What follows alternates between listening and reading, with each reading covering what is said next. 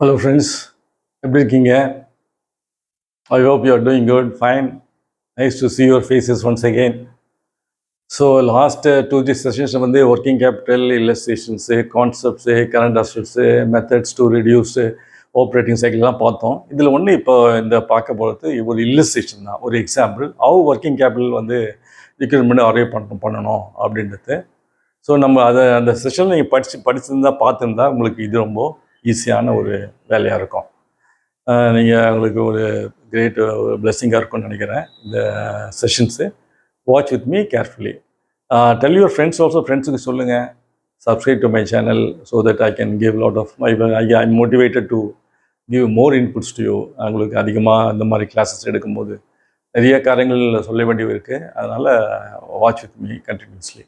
இப்போ இந்த எக்ஸாம்பிளில் பார்த்தீங்கன்னா இந்த ஏபிசின்னு ஒரு கம்பெனி, அந்த கம்பெனி வந்து ஒரு 5 lakhs ப்ரொடியூஸ் பண்ணுது. ஒரு யூனிட் வச்சுக்கலாம், let's say some castings something like that. இது ப்ரொடியூசிங் 5 lakh யூனிட்ஸ்.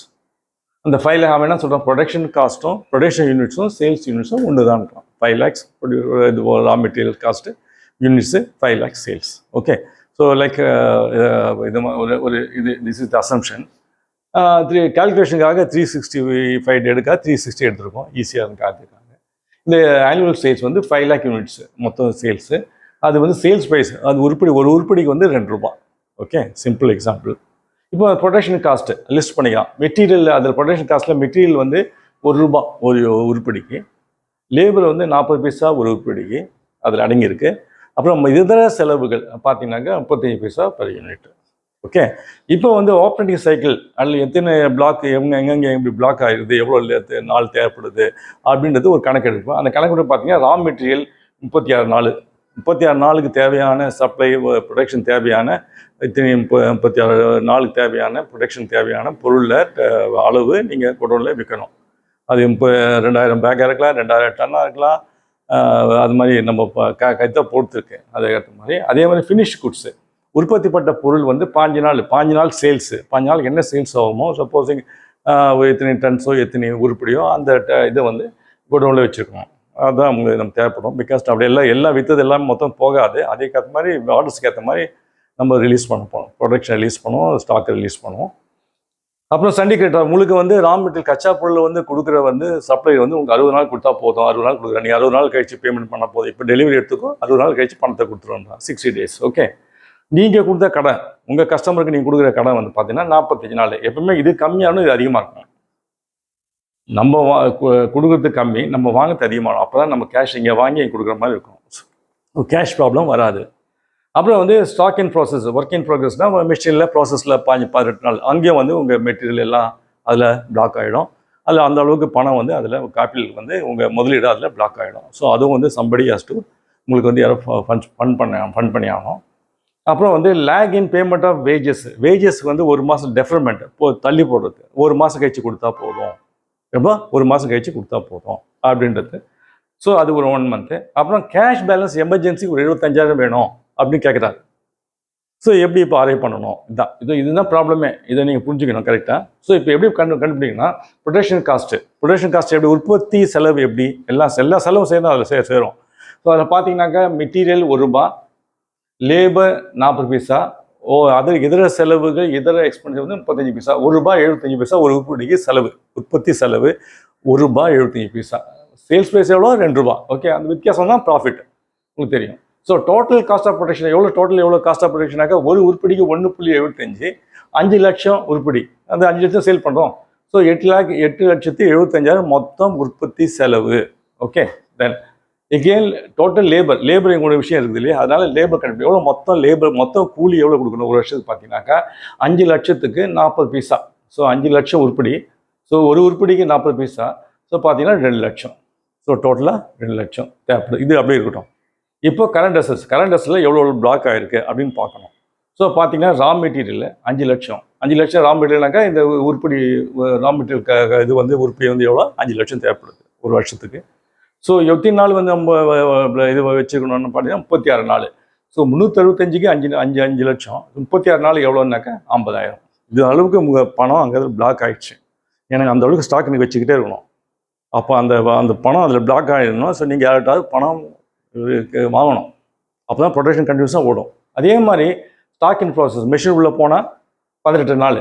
ஸோ 18 நாள் இங்கே வந்து என்ன பண்ணோம், காஸ்ட் ஆஃப் ப்ரொடக்ஷன் உற்பத்தி செலவு. காஸ்ட் ஆஃப் ப்ரொடக்ஷன் எவ்வளோ, 8,75,000 டோட்டலு. அதில் வந்து 18 நாளுக்கு எவ்வளோ பார்த்தீங்கன்னா 43,750.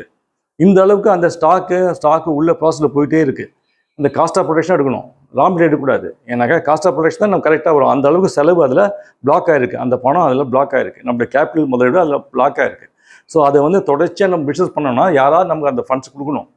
அப்போ தான் அடுத்த ஸ்டாக்கு வாங்கி ஓட்டுறதுக்கு சரியாக இருக்கும். ஏன்னாக்கா அந்த ப்ராசஸ் மெஷினுக்குள்ளே போகும்போது உள்ள பல விதமான காரியங்கள் நடக்குது. என்ன காரியங்கள், கெமிக்கல் ஆட் பண்ணோம், கட் பண்ணோம், மற்ற இப்போ ப்ராசஸ் பண்ணணும். அதில் ப்ராசஸில் வந்து சில உள்ளே போய் வெளியே வரும். இதெல்லாம் வந்து அது அப்போ அங்கே ஒரு லேபர் இருப்பான், அங்கே ஒரு ரிப்பேர்ஸ் இருக்கும், அங்கே ஒரு ஆயில் இருக்குது, அங்கே ஒரு கெமிக்கல் போடணும். இதெல்லாம் நிறைய. அப்போ தான் ஒரு மொத்தம் உற்பத்தி செலவு. அதனால தான் மொத்தம் உற்பத்தி செலவு எடுப்போம். ஸோ இந்த கேஸ் வரும் 10 உற்பத்தி செலவு. அதே மாதிரி ஃபினிஷ் குட்ஸ் பார்த்தீங்கன்னாக்கா 5 நாளுக்கு சேல்ஸுக்கு என்ன இருக்கும், சேல் எவ்வளோ உருப்படி 5 நாள் சேல் பண்ணமோ அதுக்கு உண்டான உருப்படி அந்த ஃபினிஷ் குட்ஸை நீங்கள் குட்ஸில் வச்சுக்கணும். ஏன்னாக்கா ஆர்டர்ஸ் வந்து பேட்சாக நீங்கள் அனுப்பணும். ஸோ வாங்கின ப்ரொடியூஸ் பண்ணுற மாதிரிலாம் உடனே விற்காது. ஆர்டர்ஸ் வர மாதிரி டிஸ்பேச் பண்ணினே இருக்கணும். ஒவ்வொரு ஆர்டருக்கும் ஒரு டைம் கொடுத்துருப்போம். அந்த டைமில் அப்படியே ப்ரொடக்ஷன் ஷெடியூல் அதுக்காக மாதிரி ஓட்டி அதுக்கேற்ற மாதிரி ஸ்டாக்கை வச்சு போயிட்டே இருக்கணும். ஸோ அதனால் 5 நாள். அதில் அந்த 5 நாள்னா 36,458 ரூபா மணி பிளாக் ஆகிருக்கு. ஓகே. ஸோ கேபிட்டல் உங்கள் பணம் அதில் பிளாக் ஆகிருக்கு. யாராவது கொடுத்தானா நீங்கள் ப்ரொடக்ஷன் பண்ணி வாங்க முடியும் ரா மெட்டீரியல்ஸ். அதனால் அது ஒரு கேஸு. ஸோ இதனால் ஃபினிஷ் குட்ஸ் வந்து 5 நாளுக்கு 360. தென் கடன் கொடுக்குறீங்க. எப்போ கணக்கு கொடுப்பான், 44 நாள் கழிச்சு கொடுப்பாரு. அவர் எவ்வளோ கொடுப்பாரு, 44 நாள் கழிச்சு தான் கொடுப்பாரு. ஸோ 8,78,000 8,78,000 44 நாளுக்கு பார்த்தீங்கன்னாக்கா 1,09,375 ரூபாய் உங்களுக்கு அவங்ககிட்ட பிளாக் ஆகிடுச்சு. அவன் எப்போ கொடுப்பாரு, 44 நாள் கழிச்சு கொடுப்பாரு. 40 நாளுக்கு என்ன பண்ணுவீங்க, 1,09,375 ரூபா பிளாக் ஆகிருக்கு. ஸோ இதுதான் உங்களுக்கு பார்த்தீங்கன்னா டோட்டல் எடுத்திங்கன்னா இது 2,39,583 ரூபா உங்களுக்கு டோட்டல் தேவைப்படுகிற finance. Total cross working capital பேர். கிராஸ் ஒர்க்கிங்லாம் மொத்தமாக நிகரம் இல்லை, மொத்தமான தேவைப்படக்கூடிய உங்களுக்கு பணம் முதலீடு உங்களுக்கு உதவி பார்த்தீங்கன்னாக்கா 1,39,583 ரூபா. இது வந்து உங்களுக்கு வந்து தேவைப்படும். அப்போ தான் ப்ரொடக்ஷன் கண்டினியூஸாக ஓடும். ஸோ இந்த அளவுக்கு மணி பிளாக் ஆகிருக்கு. இந்த அளவுக்கு உங்களுக்கு ரிக்வயர்மெண்ட் உங்களுக்கு தேவைப்படுது. ஒவ்வொரு ஸ்டேஜில் எல்லா இடத்துலையும் ஸ்டேஜ் மணி பிளாக் ஆகிருக்கு இல்லையா. ஸோ 2,38,580 வந்து கிராஸ் ஒர்க்கிங் கேபிட்டல் அப்படின்னு பேர் இங்கிலீஷில். இதில் உங்களுக்கு உங்கள் சப்ளை ரா மெட்டீரியல் கொடுக்குறான்ல, அவன் எவ்வளோ கடன் கொடுக்குறான், 5 லட்சம். ரா மெட்டீரியல் எவ்வளோ, 5 லட்சம். எவ்வளோ நாள் கொடுத்தா கடன் கொடுத்தா போதும், 60 நாள் கழிச்சு கொடுத்தா போதும். ஸோ 60 நாளைக்கு எவ்வளோ உங்களுக்கு ரிலீஸ் ஆகுது பணம், 83,333. 83,333க்கு 60 நாள் வரைக்கும் நீங்கள் ஒன்றும் பாதில் பண்ண வேண்டிய அவசியமே இல்லை, நீங்கள் கழிச்சு கொடுத்தா போதும். அதனால் 83,333 ஆமாங்க உங்களுக்கு கடன் கொடுக்குறான், கிரெடிட் கொடுக்குறான். ஸோ அந்த அளவுக்கு நீங்கள் இந்த ரிக்வயர்மெண்ட்டு கம்மியாயிடும். அதுக்கடுத்தது வேஜஸ் வந்து 1 மந்த்து. வேஜஸ் இன்னைக்கு கொடுக்குறதில்ல, 1 மந்த்ஸ் கழிச்சு கொடுத்தா போதும். அது 1 மாதத்துக்கு உள்ள வேஜஸ் எவ்வளோ, 16,666. ஓகே. ஸோ இது உங்களுக்கு மிச்சமாகும், இது உங்களுக்கு ரிலீஃப் கிடைக்கும். இப்போ உடனே நீங்கள் இப்போ வேஜுக்கு பெற்ற வேணாம், அந்த அளவுக்கு உங்களுக்கு ஃப்ரீ கேஷ் உங்கள் கையில் இருக்கணும். ஸோ அந்த 2 இருக்கும். ஸோ அதனால் இந்த ரெண்டுமே கூட்டிங்கன்னா ரஃபாக 1 lakh வரும். ஸோ 1 lakh இதர கடன் அவங்க உதவி செஞ்சு கொடுக்குறது. ஸோ ட்ரேட் கேட்லேருந்து 83,000 சொல்கிறேன். வேஜஸ் ஒரு மாதம் போஸ்ட் பண்ணுறதுனால 10,276 வருது. ஸோ மொத்தம் ரஃப்லி பார்த்தீங்கன்னா 1 lakh வரும். ஸோ 1 lakh கழிச்சிங்கனாக்கா 1,39,583 உங்களுக்கு தேவைப்படுகிற உதவி. இதுதான் உங்கள் ரிக்வயர்மெண்ட், ஒர்க்கிங் கேபிட்டல் ரிக்வயர்மெண்ட். தேவைப்படுகிற ஒர்க்கிங் கேபிட்டல் முதலீடு மூலதனம். இதில் 25,000 எக்ஸ்ட்ரா கேஷ் அடிக்கடி வைக்கணும் சார். திடீர்னு எமர்ஜென்சி வரும், திடீர்னு ஒரு வேஜஸ் கேட்குறாரு, திடீர்னு ஒரு ஹாஸ்பிட்டல்ஸ் பண்ணோம், இதுக்கு போனோம் அப்படின்னு சொல்கிறதுக்காக 25,000 எக்ஸ்ட்ரா கேட்குறாரு. ஸோ பார்த்தீங்கன்னாக்கா கூட்டணும் 1,64,583 ரூபா உங்களுக்கு மொத்தம் தேவைப்படுகிற பணம். Working capital requirement, total working capital requirement WCR தான் ஒர்க்கிங் கேபிட்டல் ரிக்வயர்மெண்ட் எவ்வளோ, 1,64,583 ரூபா. இது வந்து பேங்க் இல்லாத உங்களுக்கு தேவைப்படுகிற, பேங்க் உதவி இல்லாத தேவைப்படுகிற ஒரு உதவி ரிக்வயர்மெண்ட்டு. ஸோ 1,64,583 ரூபா.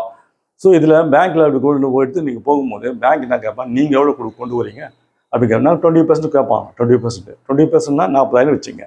40,000 கழிச்சு போக 1,25,000 அவன் பேங்க்கு லோன் கொடுப்பான். இதுதான் விஷயம். ஸோ உங்கள் பணம் போனோம், அதில் மார்ஜினு, பேங்க் லோனும் கொடுப்பான். ஸோ இது 2 கொடுக்கும்போது இங்கே நீங்கள் ப்ரொடக்ஷனை கேரியன் பண்ணலாம், எந்த பிரச்சனையும் இல்லாத பிரச்சனை இல்லை. உங்களுக்கு புரிஞ்சிருக்கணும்னு நினைக்கிறேன். உங்களுக்கு புரிஞ்சுக்கணும், உங்களை பார்த்தாலே தெரியுது, நல்லா புரிஞ்சுக்க நல்லா தெரியுது எனக்கு. I am very happy. Yes or no? So அதனால் ஒரு ஏதாவது டவுட் இருந்தால் நீ can always write to me also. வேறு எதாவது தேவைப்பட்டால் கூட நீங்கள் எங்களுக்கு எழுதலாம். ஏதாவது எனக்கு இந்த இது சொல்லிக் கொடுங்க, இதை எழுதுங்க அப்படின்னு சொன்னாலும் I can take classes on you on this those subjects, அந்த ரிக்வயர்மெண்ட்ஸு. ஒன்லி திங்கஸ் இது உங்களுக்கு புரிகிற மாதிரி இருக்கணும். எனக்கு இது வந்து கஷ்டமாக நீங்கள் நினைக்கக்கூடாது. அதனால் இது வந்து மொத்தம் 1,64,589 மொத்தம் ரிக்வயர்மெண்ட்டு. ஆனால் வந்து பேங்க் வந்து ஃபுல்லாக இது பேங்க் கடன் இல்லாத உங்களுக்கு தேவைப்படுகிற முதலீடு மூலதனம் 1,64,583 இதில் பேங்க் என்ன சொல்லுவான், நீங்கள் எவ்வளோ கொண்டு வரீங்க, அப்போ நீங்கள் உங்கள் பகுதி இருக்குது, உங்கள் பார்ட் இருக்குது, உங்கள் பார்ட்டு 20% 40,000 வச்சிங்களேன், 40,000 கழிச்சுட்டா மீதி எவ்வளோ இருக்குது 1,25,000 பேங்க் உங்களுக்கு லோனாக கொடுக்க. ஸோ நீங்கள் வந்து அதை கொண்டு வந்து அதை நீங்கள் பிஸ்னஸ் பண்ணலாம். So it's very important. So அதனால் ஒர்க்கிங் கேபிட்டல் தான் நமக்கு மூலதனம், மெயின் கோர் ஆக்டிவிட்டி. அது மூலமாக தான் நாங்கள் ஃபண்ட்ஸ் நம்ம லாபத்தை சம்பாதிக்கிறோம். அதனால் ரொம்ப கேர்ஃபுல்லாக இதை டீல் பண்ணோம். அதை நான் சொல்கிறது உங்களுக்கு புரிஞ்சுருக்குன்னு நினைக்கிறேன். So till you meet again in some other sessions, all the best to you. Take care. God bless you. Thank you.